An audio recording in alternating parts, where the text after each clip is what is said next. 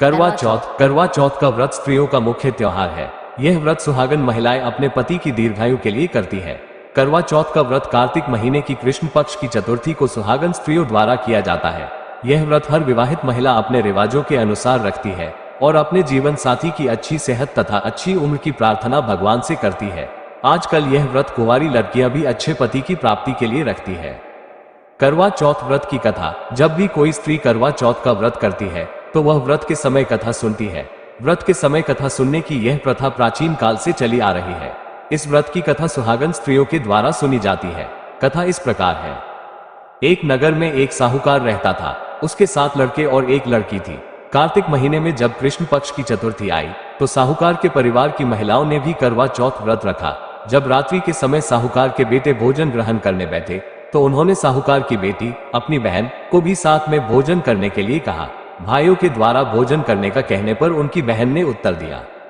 बहन ने कहा, आज मेरा व्रत है, मैं चांद के निकलने पर पूजा विधि संपन्न करके ही भोजन करूंगी। भाइयों के द्वारा बहन का भूख के कारण मुरझाया हुआ चेहरा देखा नहीं गया। उन्होंने अपनी बहन को भोजन कराने के लिए प्रयत्न किया। उन्होंने घर के बाहर जाकर अग्नि जला दी। उस अग्नि का प्रकाश अपनी बहन को दिखाते हुए कहा कि देखो बहन, चांद निकाल आया है, तुम चांद को अर्घ्य देकर और अपनी पूजा करके भोजन ग्रहण कर लो। अपने भाइयों द्वारा चांद निकलने की बात सुनकर बहन ने अपनी भाभियों के पास जाकर कहा, भाभी चांद निकल आया है, चलो पूजा कर ले। परंतु उसकी भाभी अपने पतियों द्वारा की गई युक्ति को जानती थी। उन्होंने अपनी नंद को भी इस बारे में बताया और कहा कि आप भी इनकी बात पर विश्वास न करें। परंतु बहन ने भाभियों की बात पर ध्यान न देते हुए पूजन संपन्न कर भोजन ग्रहण कर लिया। इस प्रकार उसका व्रत टूट गया और गणेश जी उससे नाराज हो गए। इसके तुरंत बाद उसका पति बीमार हो गया और घर का सारा रुपया, पैसा और धन उसकी बीमारी में खर्च हो गया। जब साहूकार की बेटी को अपने द्वारा किए गए गलत व्रत का पता चला तो उसे बहुत दुख हुआ। उसने अपनी गलती पर पश्चाताप किया।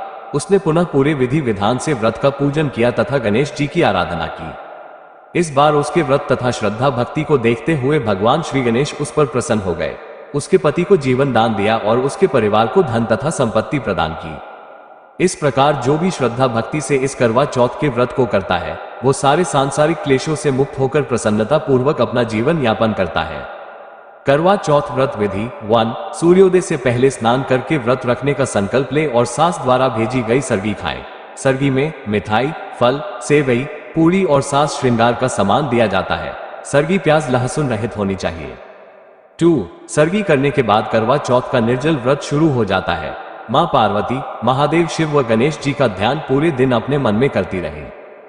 3। दीवार पर गेरू से फलक बनाकर पिसे चावलों के घोल से करवा चित्रित करें। इस चित्रित करने की कला को करवा धरना कहा जाता है, जो कि बड़ी पुरानी परंपरा है। 4। 8 पूरियों की अठावरी बनाए, हलवा बनाए, पक्के पकवान बनाए। 5। फिर पीली मिट्टी से मां गौरी और गणेश जी का स्वरूप बनाइए। मां गौरी की गोद में गणेश जी का स्वरूप बिठाइए। इन स्वरूपों की पूजा संध्या काल के समय पूजा करने के काम आती है। 6। माता गौरी को लकड़ी के सिंहासन पर विराजे और उन्हें लाल रंग की चुनरी पहनाकर अन्य सुहाग श्रृंगार सामग्री अर्पित करें। फिर उनके सामने जल से भरा कलश रखें। 7। वायना भेंट देने के लिए मिट्टी का टोंटीदार करवा ले। गेहूं और ढक्कन में शक्कर का बूरा भर दे। उसके ऊपर दक्षिणा रखें। रोली से करवे पर स्वास्तिक बनाइए। 8। गौरी गणेश के स्वरूपों की पूजा करें। इस मंत्र का जाप करें। नमः शिवाय शर्वाण्य सौभाग्यम संतति प्रयच भक्तियुक्ताना नारीना हरवल्लभे। ज्यादातर महिलाएं अपने परिवार में प्रचलित प्रथा के अनुसार ही पूजा करती है। हर क्षेत्र के अनुसार पूजा करने का विधान और कथा अलग अलग होती है। 9। अब करवा चौथ की कथा कहनी या फिर सुननी चाहिए। कथा सुनने के बाद आपको अपने घर के सभी वरिष्ठ लोगों का चरण स्पर्श कर लेना चाहिए। 10। रात्रि के समय छन्नी के प्रयोग से चंद्र दर्शन करें, उसे अर्घ्य प्रदान करें। फिर पति के पैरों को छूते हुए उनका आशीर्वाद लें। फिर पति देव को प्रसाद देकर भोजन करवाएं और बाद में खुद भी करें। ओम गम गणपते नमः।